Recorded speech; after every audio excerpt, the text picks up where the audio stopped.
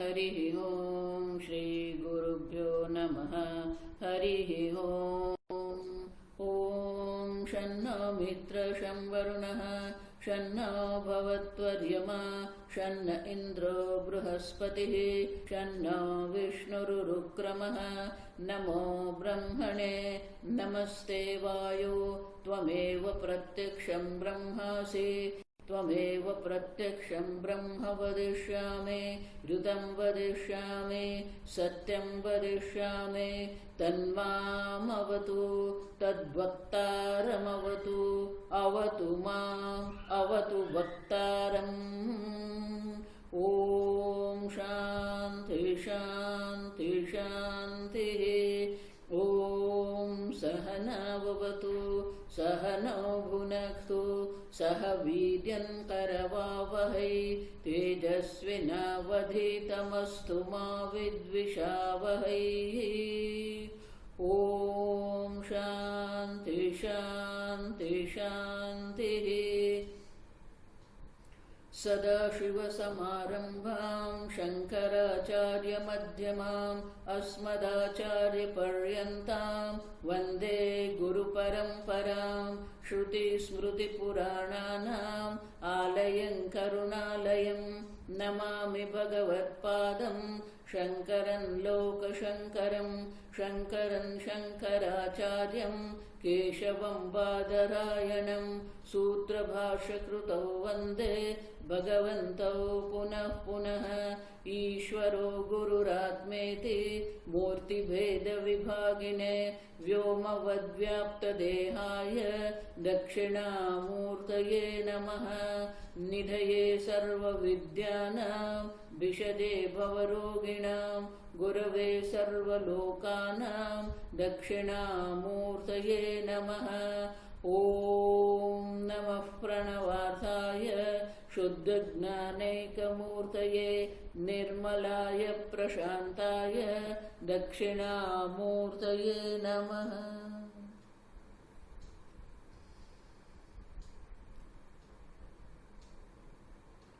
ॐ नमः श्री शंकरानंद गुरुपादाम्बुजन्मने सविलास महामोह ग्राह ग्रासैक कर्मणे।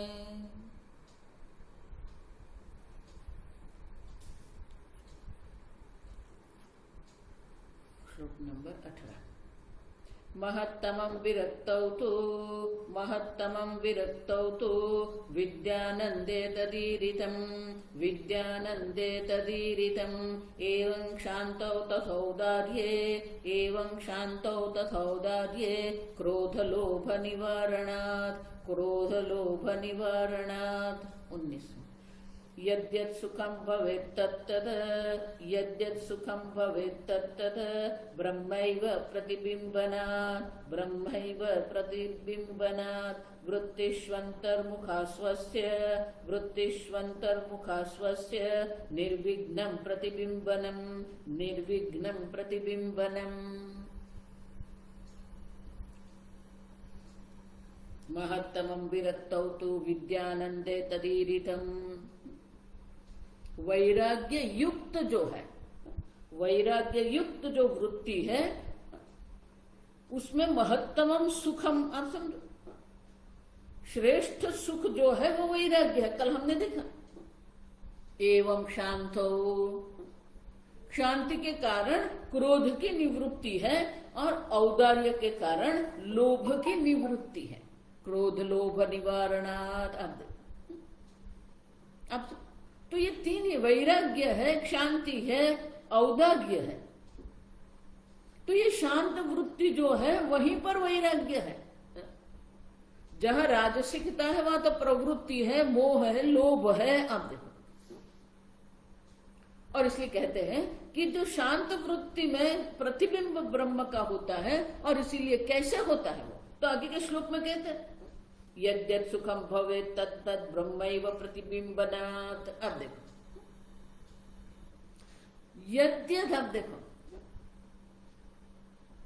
यद्यत् सुखम, जब भी जो सुख की अनुभूति हम करते हैं वो सुख जो है वो ब्रह्म का प्रतिबिंब ही है। आप समझो, क्योंकि ब्रह्म ही आनंद स्वरूप है, ब्रह्म आनंद स्वरूप है। और इसलिए जहां पर भी हमें सुख की अनुभूति जो होती है वो क्या है, जिस प्रकार से ये हम जो सूर्य मंडल में हम रहते हैं, तो सूर्य मंडल में जो भी प्रकाश है वो सूर्य के कारण है। आप समझो ये ठीक से, प्रकाश जो है वो सूर्य है। अब हम यहां पर घर में बैठे हैं, घर पर बैठकर जब हम ये कर रहे हैं, तो ये जो ट्यूबलाइट है, ये प्रकाश का स्रोत है, वो प्रकाश भी कहां से आया, सूर्य से ही है। आप समझो ठीक से, सीधे सीधे प्रतिबिंबित नहीं हुआ है, लेकिन सूर्य की किरण से ही प्रकाश संश्लेषण की क्रिया से वनस्पति उत्पन्न होती है। वनस्पति जो है, अब वही वनस्पति जब भूमि में दट जाती है तो वो कोयला बन जाती है। वही कोयला का उपयोग करके हम थर्मल पावर स्टेशन बनाते हैं, और वही गर्मी जो उत्पन्न होती है, वही गर्मी से टरबाइन चलते हैं। टरबाइन जो है, अब देखो, एक शक्ति के दूसरी शक्ति में परिवर्तित होती है, लेकिन मूलभूत जो शक्ति है वो तो सूर्य का प्रकाश ही है। वो टरबाइन में जो गति शक्ति है, वही गति शक्ति विद्युत शक्ति में परिवर्तित होती है। वही विद्युत शक्ति आपके घर पर आती है, और वही विद्युत शक्ति जो है वो प्रकाश शक्ति में परावर्तित होती है। ये बहुत समझने की बात है कि जहां जहां भी सुख है, जब भी आप सुख की अनुभूति करते हैं, वो आपका ही स्वरूप प्रतिबिंबित होता है, ब्रह्म प्रतिबिंबनम। आप देखो, आप जो सच्चिदानंद ब्रह्म है, उनके ही प्रतिबिंब से हमें आनंद की अनुभूति है। विषय में कोई सुख नहीं है, संबंध में कोई सुख नहीं है। आप समझो, और इसलिए कहते हैं कि यद्यद सुखम तद्भवेत् ब्रह्मैव प्रतिबिंबनात्, ब्रह्म के प्रतिबिंब के कारण ही ये सुख की अनुभूति है। वृत्तिषु अंतर्मुखासु आसु, आप देखो ये सब संधि है। वृत्तिषु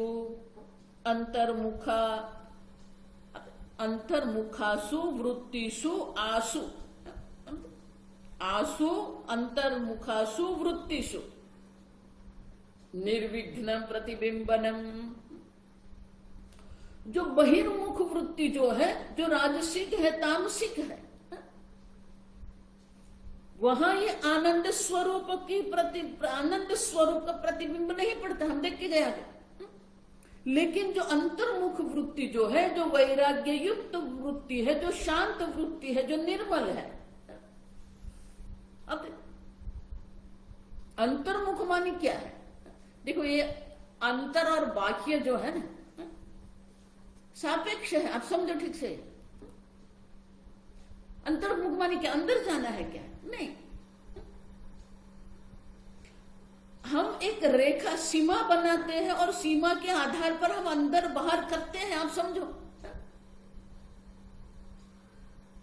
ये शरीर को हम सीमा बनाकर समझते हैं। शरीर से बाहर जो है वो बाह्य है, शरीर के अंदर जो है वो अंदर है। आप देखो,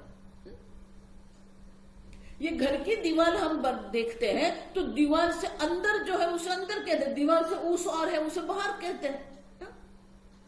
ये नगर है, तो नगर एक सीमा बना के रखा है, नगर के अंदर है और नगर के बाहर है। अब गुजरात कहेंगे तो एक सीमा है, गुजरात के अंदर है और एक गुजरात के बाहर है।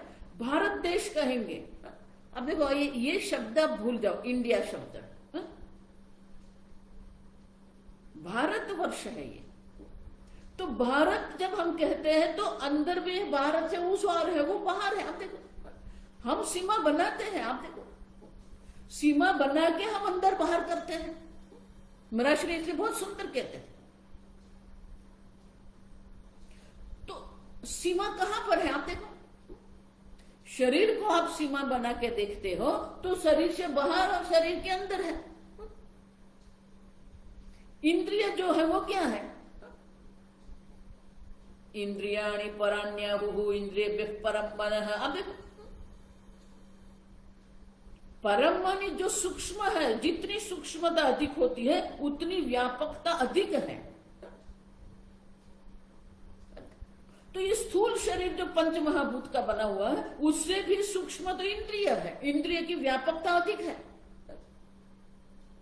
इंद्रिय से भी पर मन है तो मन की व्यापकता अधिक है। देखो तो अंदर और बाहर अंतर्मुख माने क्या है?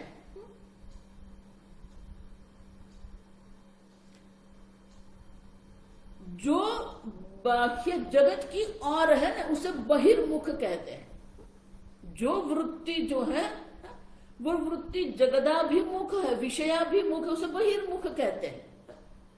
जो वृत्ति आत्माभिमुख है, ईश्वर की ओर जा रही है, जो वृत्ति आत्मा की ओर जा रही है उसे अंतर्मुख कहते हैं। आपकी वृत्ति का विषय क्या है? अगर वृत्ति का विषय बाह्य जगत है, विषय है तो बहिर्मुख है। आपकी वृत्ति का विषय आत्मा है, परमात्मा है, तो वो अंतर्मुख है। आप समझो। और इसलिए कहते हैं जो अंतर्मुख है, जो परमात्मा की ओर बह रही है, जो वृत्ति का प्रवाह जो परमात्मा की ओर जा रहा है, जो वृत्ति का प्रवाह आत्मा की ओर जा रहा है, वो अंतर्मुख वृत्ति है, वो शांत है, वो निर्मल है। और उसी में ये परमात्मा के आनंद स्वरूप जो है निर्विघ्न बिंबनम, अब वो निर्मल शांत अंतर्मुख वृत्तियों में ये ब्रह्म जो है निर्विघ्न, कोई विघ्न नहीं है अब। और इसीलिए वो आनंद स्वरूप अभिव्यक्त होता है, क्योंकि ब्रह्मानंद का प्रतिबिंब वहां पड़ता है और इसलिए आनंद स्वरूप जो वो अभिव्यक्त होता है। ब्रह्मानंद सर्वव्यापी है माने क्या है? सर्वत्र वो सत है, चित्त है, आनंद है। आप समझो। पूज्य स्वामी जी बहुत सुंदर कहते थे, अगर ब्रह्म सर्वव्यापी है तो सर्वत्र सत्ता है, चित्त है, आनंद है। आप देखो, लेकिन वो आनंद की अभिव्यक्ति कहाँ होती है? अंतर्मुखासु वृत्तिषु आसु। जो निर्मल है, जो शांत है। देखो इसीलिए मैं कहती हूं, भले आप व्यवहार करो ये जगत में, लेकिन जगत में व्यवहार करते हुए, संवाद करते हुए आप क्रोध करते हो, दोषारोपण क्यों करते हो आप? देखो आप ऐसा मत मानना कि इस करके आप किसी को नुकसान कर रहे। आप किसी को नुकसान नहीं कर रहे, आप अपने आप को नुकसान कर रहे हैं, क्योंकि आप अपनी ही वृत्ति को दूषित कर रहे हो, मलिन कर रहे हो। दोषारोपण करेंगे तो आपकी वृत्ति दोषाकार हुई है, क्रोध करेंगे तो आपकी वृत्ति क्रोधाकार हुई है। आप देखो, तो ये घोर वृत्ति है, ये मूढ़ वृत्ति है, जिसमें आनंद प्रतिबिंबित नहीं होता है। अब देखो, तो हमारे मन को हम दूषित क्यों करें? भले बाहर जो भी है, आप समझो, छोटी छोटी बात में हम इतना अपमानित हो जाते हैं। छोटी छोटी बात में, मेरी ओर देखा भी नहीं, मुझे पत्रिका नहीं भेजी, मुझे फोन नहीं किया। क्यों? कल हमने देखा, कल और परसों, कि हमारी जो अपेक्षा है, हमारा आग्रह जो है, वो हमें दुखी करते हैं। अब देखो, किसी के और में गई, किसी के घर पर मैं गई थी, समृद्ध व्यक्ति, तो हम बात कर रहे थे, तो हम दोनों का जो एक सामान्य एक परिचित व्यक्ति, जिनके यहां विवाह प्रसंग था, तो मैंने सहज रूप से ही कह दिया कि उनके यहां तो उस दिन, अब 4 दिन के बाद उनके यहाँ विवाह प्रसंग, आप जाएंगे ना? अब परिचित है, मित्र भाव है, सब है। तो बोले नहीं नहीं स्वामी जी, हम लोग विवाह प्रसंग में नहीं जा रहे हैं। मैंने बोला क्यों? तो स्वामी जी ऐसे थोड़े जाते हैं। क्यों नहीं ऐसे जाते? आपको आमंत्रण तो होगा ना? तो बोले हाँ स्वामी जी, वो पोस्ट में पत्रिका भेज दिया, वो पोस्ट में पत्रिका भेजते जो आप आएंगे, हम अब देखो, व्यक्ति रूप से आके अगर हमें आमंत्रण देते तो हम जाएंगे विवाह प्रसंग में, ऐसे ही भेज देते तो थोड़ा जाएंगे। अब देखो, हम ही हमारे अपने आप को मर्यादित कर रहे हैं। हमने ये जो व्यवहार जिसको हम कहते हैं, वो व्यवहार में हम करते क्या है? अपने आप को ही मर्यादित करके बैठ गए हैं हम। अब समझो, हम ही दुखी हो रहे। कोई आपके दुख का कारण नहीं है। हम देखेंगे मने एवं मनुष्याणाम कारणम बंध मोक्षयो हो, आप ही आपके दुख का कारण है। मेरा स्वामी जी इसलिए हमेशा कहते हैं, जब तक आप दोषारोपण करते रहेंगे ना, ये ब्रह्म ज्ञान की संभावना नहीं है। भले आप कितना वेदांत श्रवण करते रहो, भले आप कितने तर्क वितर्क करते रहो, भले आप साधु जीवन जी रहे हो, भले आप सन्यासी हो, समझ रहे हो? सन्यासी बन जाने से क्या है? सही में सन्यास वो है कि आप किसी पर किसी प्रकार से भी दोषारोपण नहीं करते।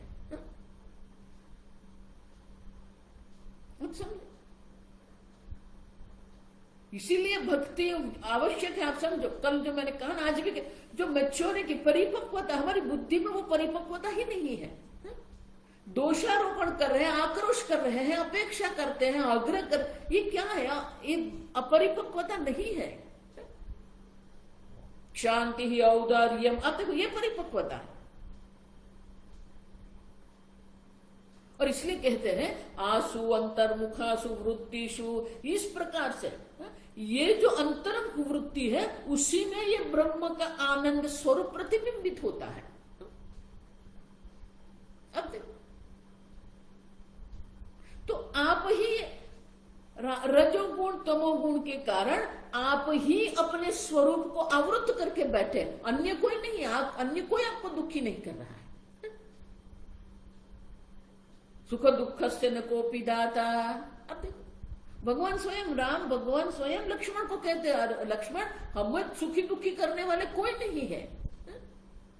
परो ददाति कुबुद्धि ही।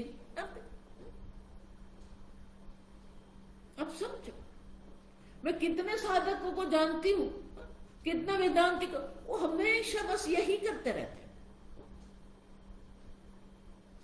मात्र वेदांति नहीं, भक्ति लोग, भक्ति में भी यही है। आप समझो,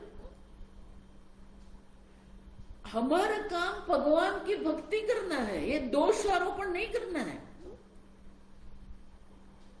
अब तो, और इसलिए कहते हैं, स्पष्ट रूप से यह विद्यारण्य मुनि कह देते हैं कि जो निर्मल वृत्ति है, जहां घोर वृत्ति नहीं है, मूढ़ वृत्ति नहीं है, जो निर्मल वृत्ति है, जो अंतर्मुख है, उसी में ये ब्रह्मानंद स्वरूप प्रतिबिंबित होता है। तो अपनी वृत्ति को शांत वृत्ति रखना, सात्विक वृत्ति रखना, ये हमारा काम है।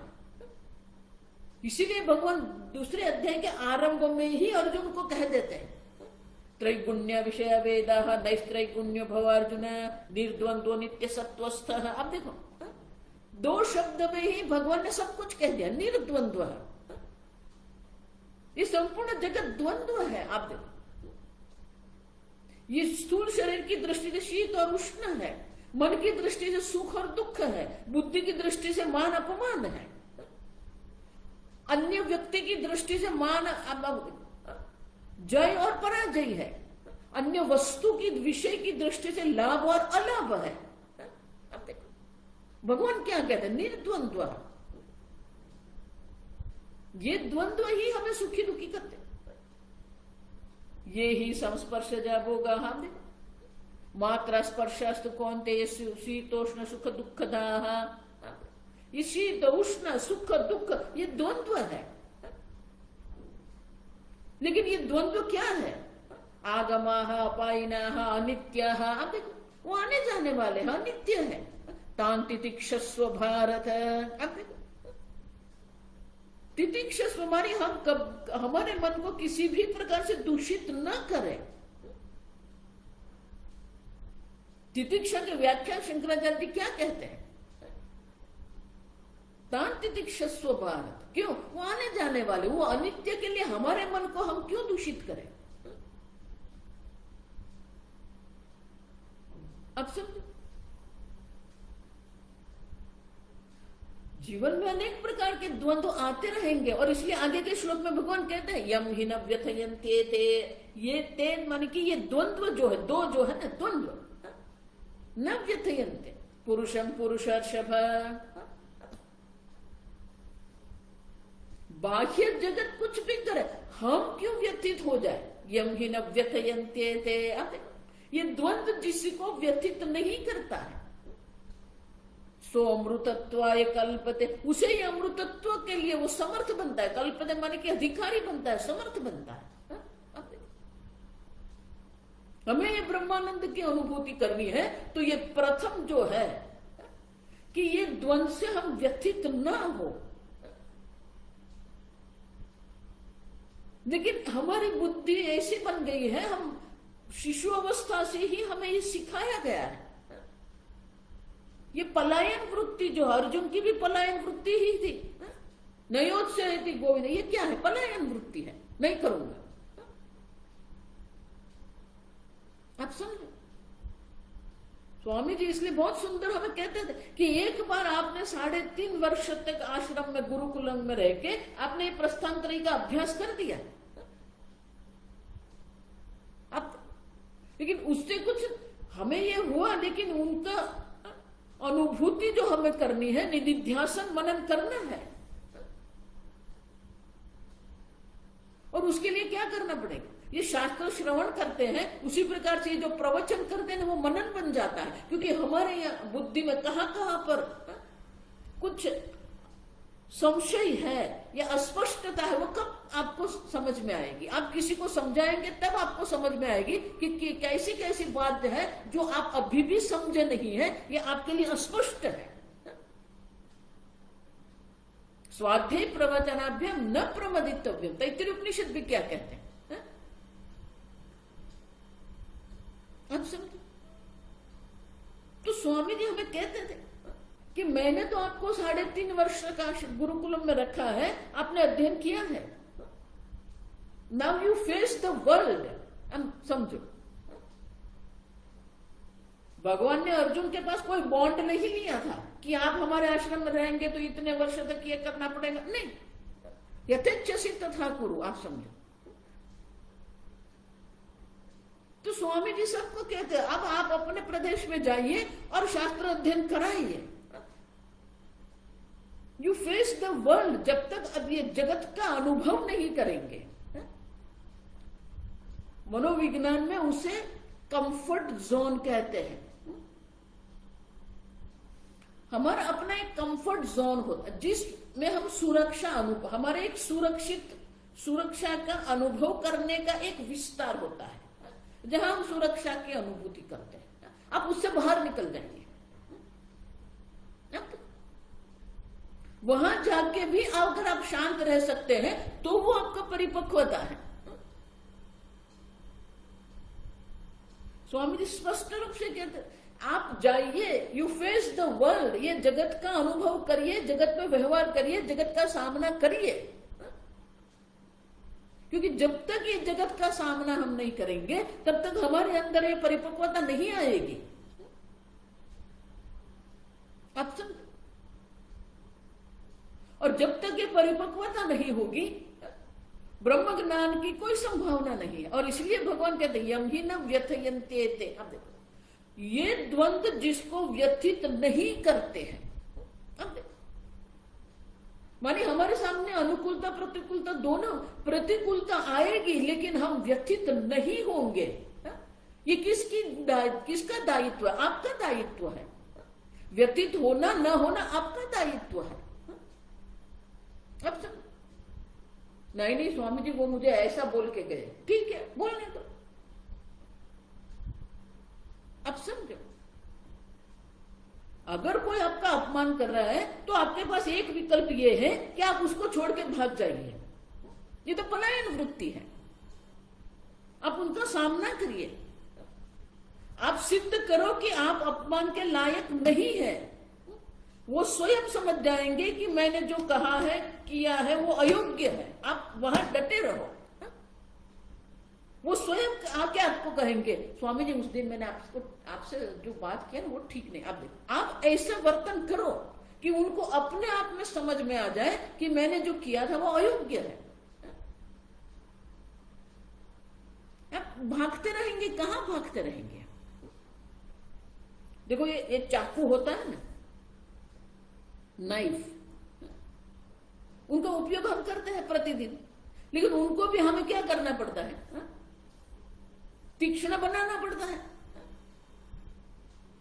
तो तीक्ष्ण अगर हमें बनाना है तो तीक्ष्ण बनाने के लिए क्या करेंगे?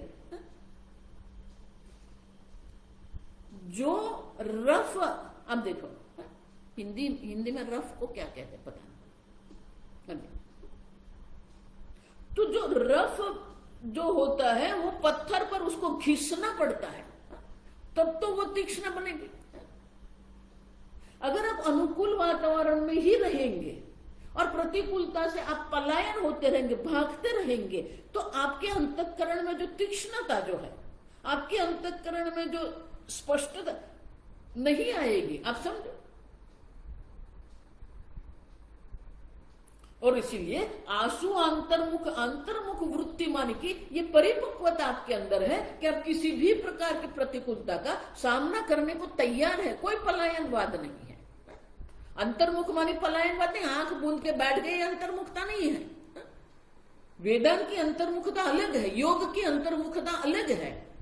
योग में तो अंतर्मुख माने आप आंख बूंद करके बैठ जाइए, नहीं, आप समझो, आप आश्रम में जाके रहिए, नहीं। किसी भी ऋषि मुनियों ने ऐसा आश्रम नहीं बनाया जहां गृहस्थ जाके रहते थे, नहीं। आश्रम में गृहस्थ को रखना ये अयोग्य, शास्त्र विरुद्ध है।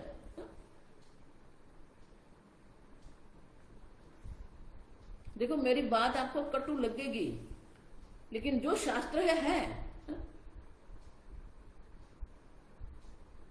यथिच सिद्ध था। एक बार शास्त्र अध्ययन हो गया फिर स्नात है, उसको स्नात है कहते थे, आप समझो। एक बार गुरुकुलम में अध्ययन हो गया फिर गुरु स्वयं विकल्प देते हैं, या तो आप गृहस्थाश्रम में प्रवेश करो या तो फिर आप संन्यास ग्रहण करो। लेकिन अगर हमारे अंदर परिपक्वता नहीं है तो कर्तव्य कर्म का पालन करते हुए ये परिपक्वता हम प्राप्त करते हैं। यही तो गृहस्थ धर्म का कार्य है। गृहस्थ धर्म का प्रयोजन क्या है? लेकिन जिस प्रकार से ये चाकू को हम तीक्ष्ण बनाते हैं, धारदार बनाते हैं, तो उसको ये रफ पत्थर की आवश्यकता है। लेकिन रफ पत्थर पर भी ऐसे ही नहीं बनेगा, उसको एक विशेष कोण से पकड़ना पड़ेगा। अगर अधिक कोण बना देंगे तो वो जो उसकी धार जो है ना, वो धार नहीं बनेगी। अब समझो, उसी प्रकार से गृहस्थाश्रम में हम रहते हैं, लेकिन हमारी जो दृष्टि जो है, हमारे जो भावना योग्य नहीं है, और इसलिए हमें परिपक्वता प्राप्त नहीं होती। गृहस्थ आश्रम का प्रयोजन यही है कि हम वानप्रस्थ आश्रम में, देखो ये पुनः पुनः मैं कहती हूं, आजकल तो वृद्धाश्रम बन रहे हैं, क्यों बन रहे हैं? मात्र और मात्र पुत्र और पुत्र वधू का दोष है, ऐसा नहीं है। आप इस प्रकार का गृहस्थ जीवन जीते हैं और इस प्रकार से आपके निवृत्त जीवन जिएंगे तो पुत्र वधू स्वयं कहेंगे आप हमारे साथ रहो। लेकिन उनके ही व्यक्तिगत जीवन में आप दखल अंदाजी करते रहेंगे तो वो आपको वृद्धाश्रम में छोड़ के आएंगे। आप समझो, आपका जीवन ही ऐसा होना चाहिए कि वो सामने से कहे आप हमारे साथ रहो।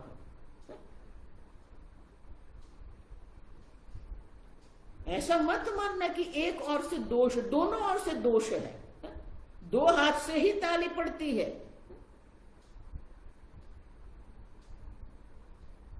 अब तो गृहस्थ आश्रम हमें एक परिपक्व व्यक्ति बनाते हैं। अगर हमारी दृष्टि योग्य होगी, हमारी भावना योग्य होगी। अगर हमारी भावना अयोग्य होगी तो हम परिपक्व बनेंगे नहीं। अब अंतर्मुख मानी जो परिपक्व व्यक्ति है, जो किसी प्रकार से वो पलायनवाद जिसके जीवन में नहीं है, और इसलिए कहते हैं वो अंतर्मुख वृत्ति जो है, जो जहां परिपक्वता है, निर्मलता है, शांति है, वहां ही ये ब्रह्मानंद जो है वो प्रतिबिंबित होता है। बाहर से क्या सुख आप मिलेंगे? बाहर कोई सुख नहीं है, आप समझो। जन्म मृत्यु जरा व्याधि दुख दोष अनुदर्शन, बाह्य जगत में तो दुख मात्र है। क्यों? क्योंकि हमारी दृष्टि अयोग्य है। अगर आपकी दृष्टि ठीक है तो आप जहां पर भी आप सुख आनंद से रह सकते हैं। अब समझो, अगर आपका कोई विरोधी है तो विरोधी को अगर पराजित करना है ना, तो पहला नियम यह है, आप समझो ठीक से, कि आप आनंद में रहो। उनके मन में भी आएगा मैं इतना इतना कर रहा हूं, ऐसा ऐसा मैंने किया है, फिर भी ये आनंद में क्यों रहता है? अब देखो, आप क्यों अपने मन को दूषित करें? आप क्यों दुखी हो जाए? आप रहो आनंद में। आप अगर शांति से रहेंगे, आप अगर आनंद से रहेंगे, तो वो विरोधी के मन में भी प्रश्न उठेगा कि मैंने इतना इतना कर दिया, फिर भी वो तो आनंद से बैठा है, वो तो शांति से खा रहा है। अब देखो,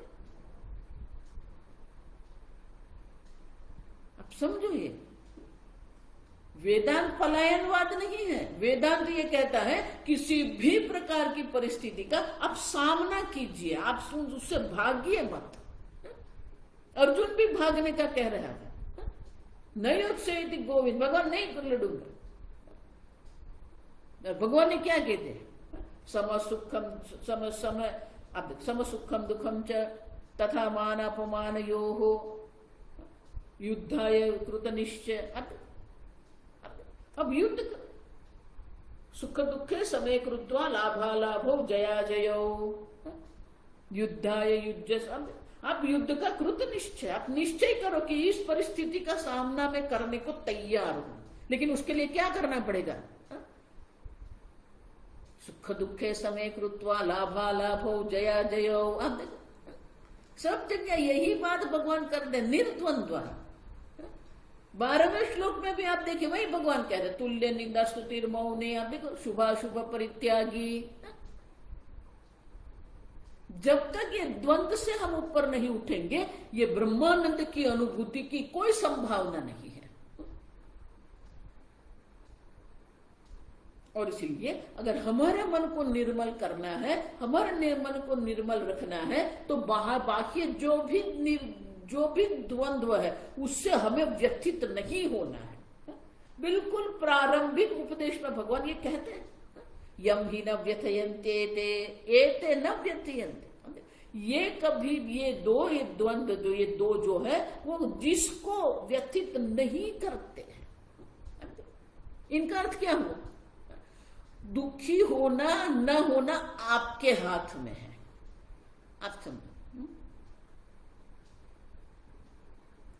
उनका अर्थ ये नहीं कि कोई आपका अपमान कर जाए, आपको समझ में आता है कि उसने अपमान किया है, फिर भी आप किसी भी प्रकार से प्रत्याघात प्रतिक्रिया नहीं देते हैं। ये आपकी मैच्योरिटी, आपकी परिपक्वता है। स्वामी जी का बहुत ही पुराना ये पुस्तक है, इमोशनल मैच्योरिटी। आप देखो, भावनात्मक परिपक्वता हमें ऐसी होनी चाहिए कि कुछ भी हमें किसी भी प्रकार से विचलित न करे, विक्षिप्त न करे, व्यथित न करे। अब भगवान राम का जीवन आप देखिए, भगवान श्री कृष्ण का जीवन आप देखिए, उनके जीवन में भी अनेक प्रकार से प्रतिकूलता थी, लेकिन मन से वो शांत थे। आप वाल्मीकि रामायण में ये वर्णन है। आप देखो, पूर्व दिन पर यह निश्चित हो गया कि प्रातः काल राम का राज्याभिषेक होगा। आप देखो, प्रातः काल राम भगवान को संदेशा मिलता है कि गुरु वशिष्ठ आपको बुला रहे हैं। आप सब तो भगवान श्री राम ने सोचा, वो विचारते थे कि राज्याभिषेक अभी है और राज्याभिषेक के लिए जो कुछ भी मुझे सूचना देनी है या जो कुछ विधान मुझे करना है, इसके लिए गुरुजी मुझे बुला रहे हैं। तो वो गए वहां पर। अब देखो, वशिष्ठ मुनि के मुख को देख के श्री राम को समझ में आया कि कुछ तो गड़बड़ है, लेकिन कुछ बोले नहीं। वो प्रणाम किया और मौन रह के बैठ गए। आजकल के नहीं, आजकल के शिष्य बोलते अधिक है, सुनते कम है। तो चुपचाप वहां बैठ गए और वशिष्ठ मुनि ने कहा, राम अब ध्यान से सुनो। माता कैकेयी ने राजा दशरथ के पास 2 वरदान मांगे हैं। बहुत वर्षों पहले ये युद्ध में दशरथ राजा ने ये वरदान दिए थे। तो राम जी खुश हो गए, प्रसन्न हुआ। जब हाँ, मेरी प्रिय माता कैकेयी को आज वरदान मिल गया। तो बोले नहीं सुनो, वरदान ये है कि राम को 14 वर्ष तपस्वी जीवन जीना है वन में, और भरत का राज्याभिषेक करना है। अब ये वाक्य सुन के भगवान राम के मुख पर किसी प्रकार से भी कोई व्यथा नहीं थी। आप देखो, कोई विरोध, अस्वीकार नहीं था, शांत थे, बिल्कुल आनंद से स्वीकार कर लिया। हाँ, अरे मेरे प्रिय भरत का राज्याभिषेक होगा, वो आनंदित हो गए। आप देखो, भले मुझे 14 वर्ष तक वन में तपस्वी जीवन जीना पड़े, लेकिन मेरा प्रिय भरत राजा बन रहा है, यह आनंद की बात है। अब देखो, ये राज्याभिषेक के स्थान पर 14 वर्ष तक का तपस्वी जीवन प्राप्त हुआ। माने हमारे जीवन में कभी भी कुछ भी हो सकता है, लेकिन हम विरोध करके कहां जाएंगे? आप सब, ये जगत आपको दुखी नहीं कर रहा है, आपके अंदर जो ये है ना, आग्रह जो है, अपेक्षा जो है, दूसरों को क्या करना चाहिए ना, उसके लिए मैंने कहा ना, दूसरों को क्या करना चाहिए उसके लिए हम न्यायाधीश बन के बैठे हैं। आप सब ये छोड़ दो, नॉन जजमेंटल। इसलिए स्वामी जी कहते हैं हम जजमेंट करते, जज बन के बैठ जाते और फिर जजमेंट करते रहते। और इसलिए कहते हैं आसु अंतर्मुखासु वृत्तिषु ब्रह्म प्रतिबिंबनम निर्विघ्नम।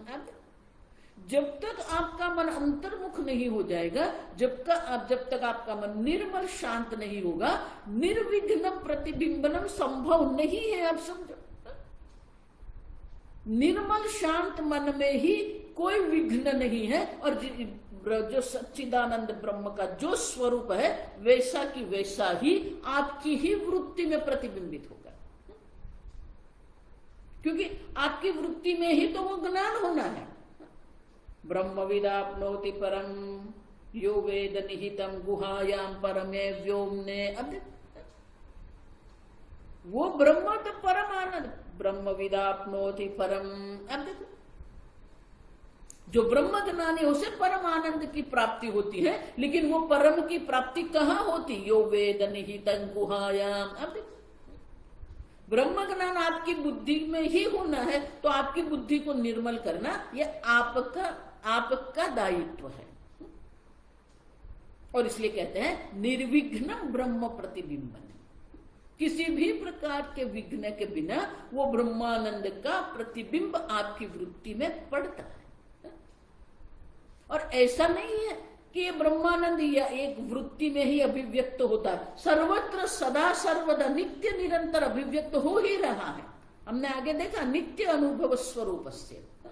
और इसलिए आगे के श्लोक में कहते हैं सत्ता चिति सुखम चेति, सत्ता चिति सुखम चेति स्वभाव ब्रह्मणस्त्रयः, स्वभाव ब्रह्मणस्त्रयः मृच्छिलादिषु सत्यैव, मृच्छिलादिषु सत्यैव व्यज्यते नेतरद्वयम्, व्यज्यते नेतरद्वयम्।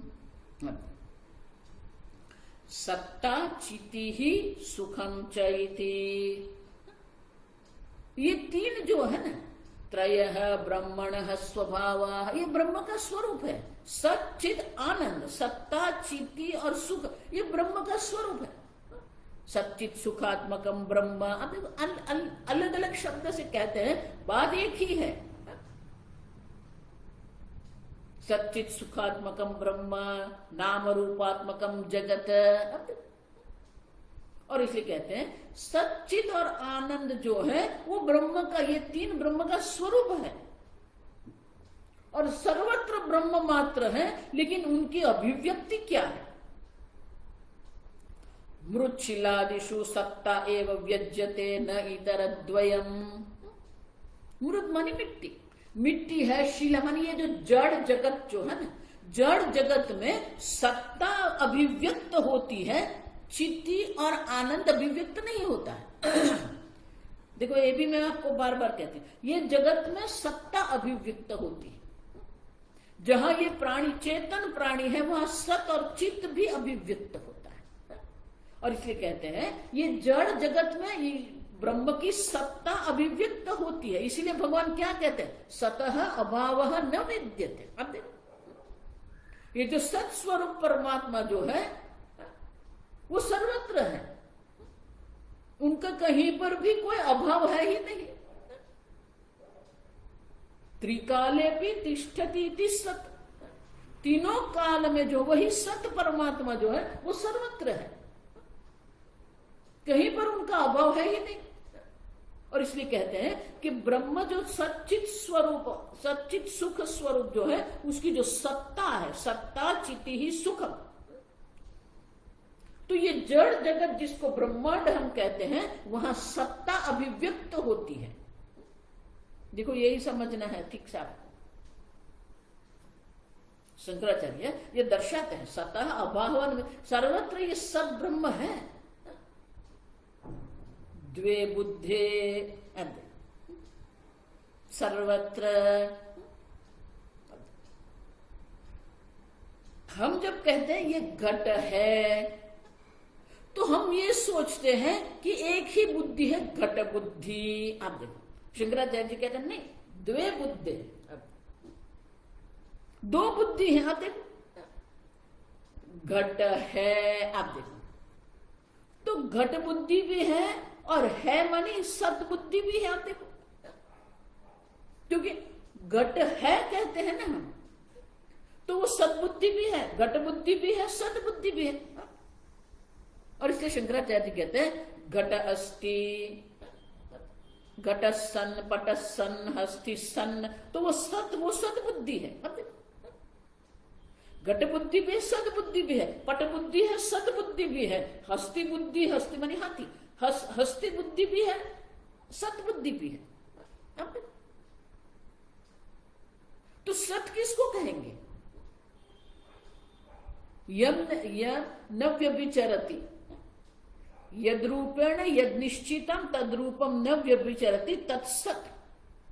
देखो इतनी सुंदर सरल भाषा में सरल व्याख्या शंकराचार्य जी देते हैं। जिस रूप में आपने निश्चय किया है उस रूप का कभी भी परिवर्तन, व्यभिचार नहीं होता, मानी परिवर्तन नहीं होता है, वो सत है। वो सत सर्वत्र है।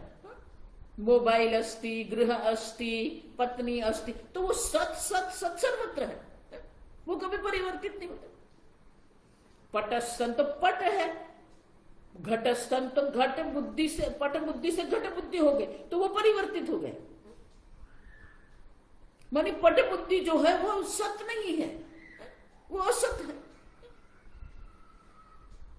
क्योंकि वो व्यभिचार थी, वो परिवर्तित होती है। लेकिन सत जो है वो सर्वत्र है। आप समझो, सत्ता व्यज्यते, सर्वत्र ये सत ब्रह्म जो है अभिव्यक्त हो ही रहा है। आप समझो, तो ये सत सर्वत्र है।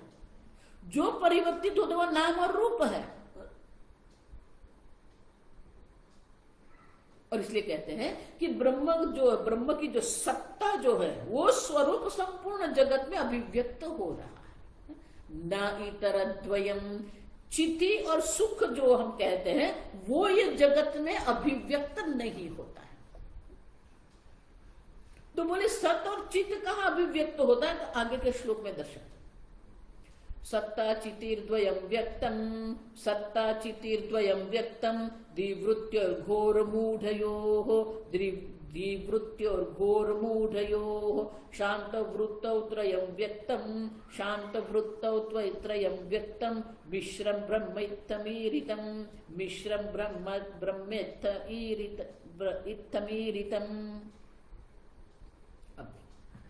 सत्ता चिति ही द्वयम व्यक्तम, सत और चित दोनों अभिव्यक्त होते हैं कहां पर?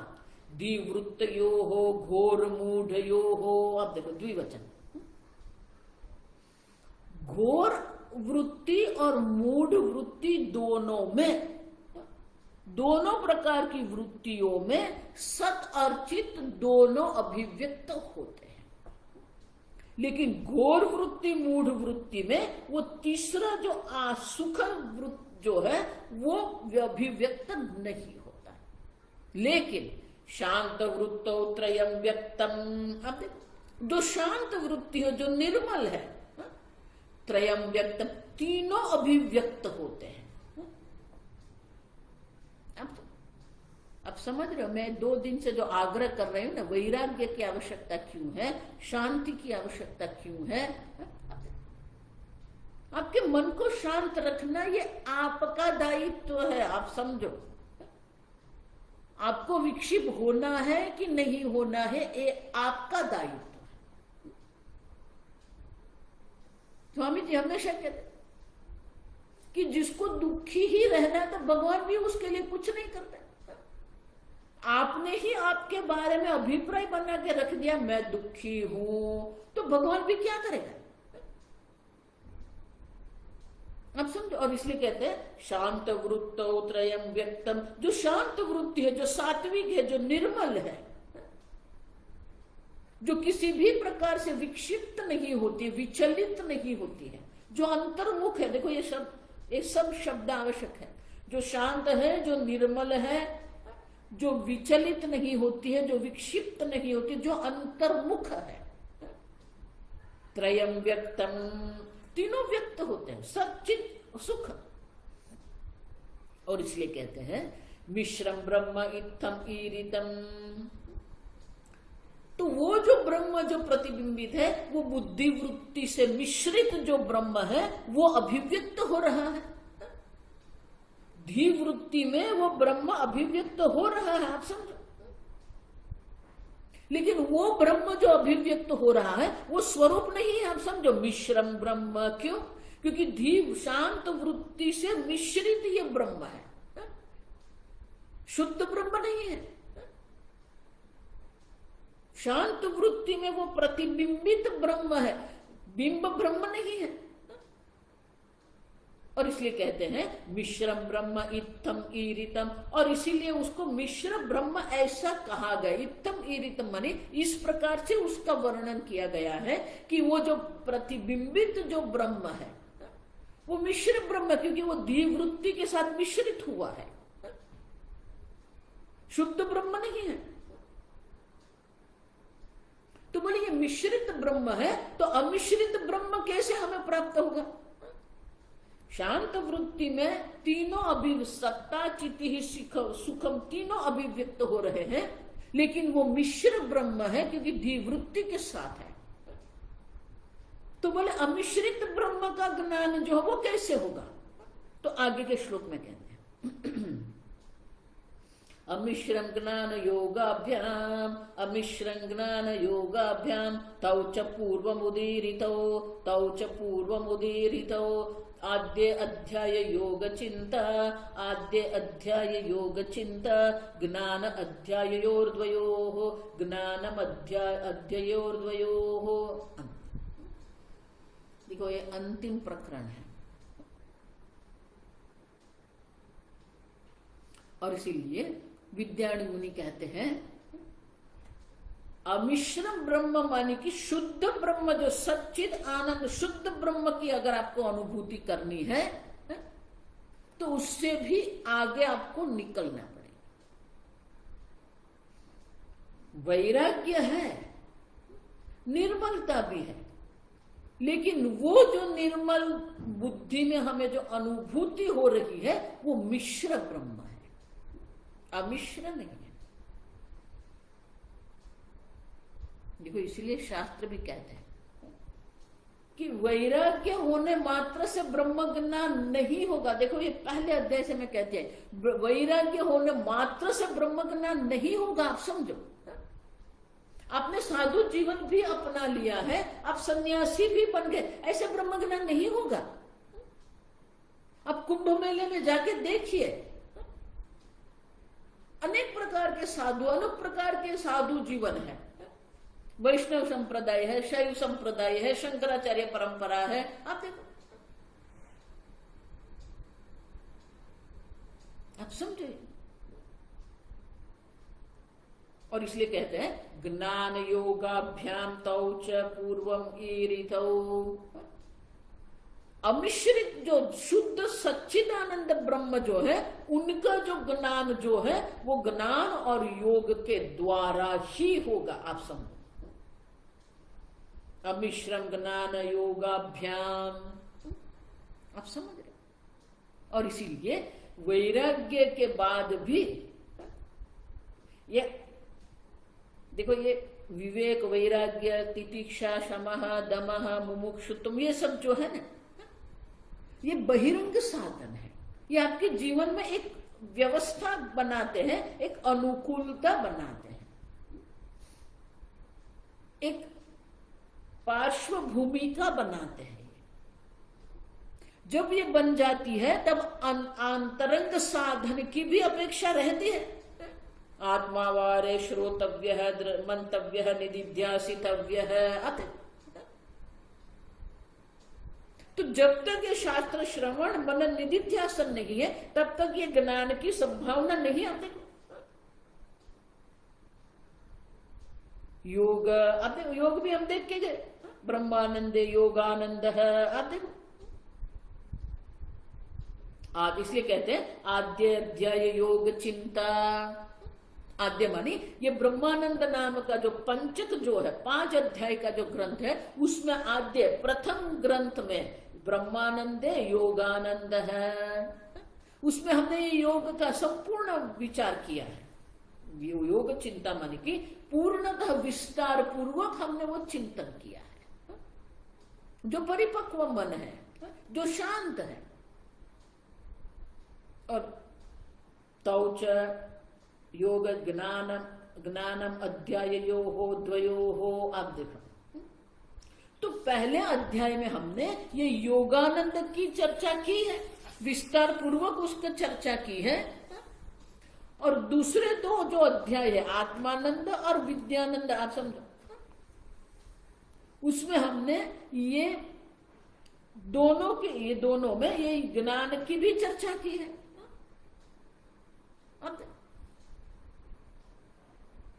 विद्यानंद में और आत्मानंद में हमने वो चर्चा की है।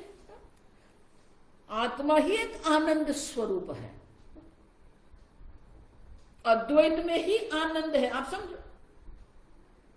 और इसलिए कहते हैं कि ये पहले अध्याय में योग के द्वारा हमें वो ब्रह्मानंद की बात की है, और उसके बाद के जो 2 है, आत्मानंद और अद्वैत आनंद में हमने ये ज्ञान की भी बात की है।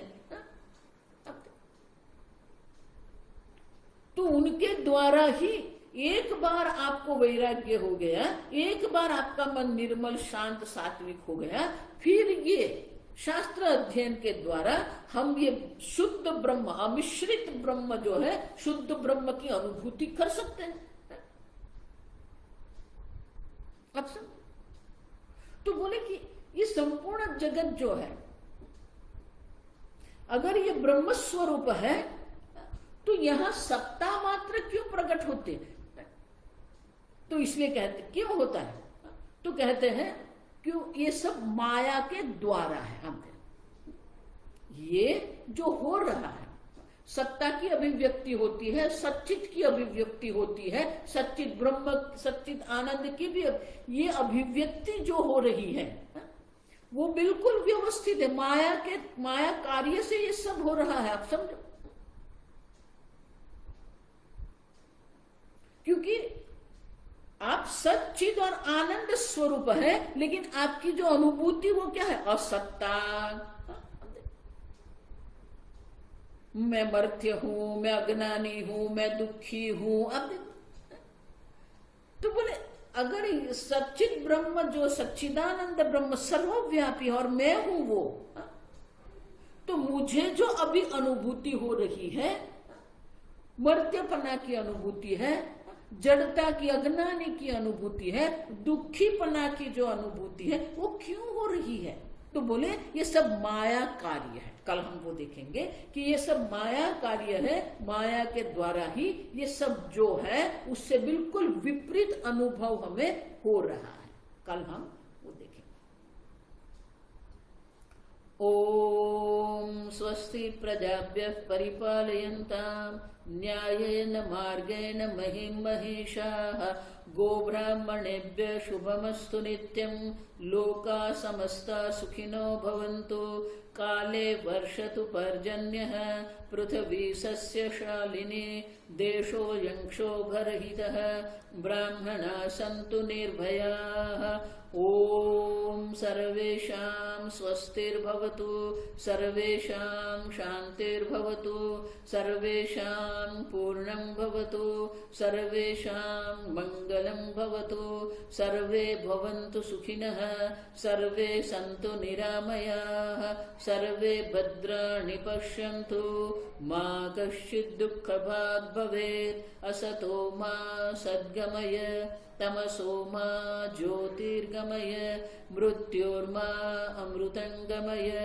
ओम पूर्णमदः पूर्णमिदं पूर्णात् पूर्णमुदच्यते पूर्णस्य पूर्णमादाय पूर्णमेवावशिष्यते ओम शांति शांति शांति हरि ओम श्री गुरुभ्यो नमः हरि ओम।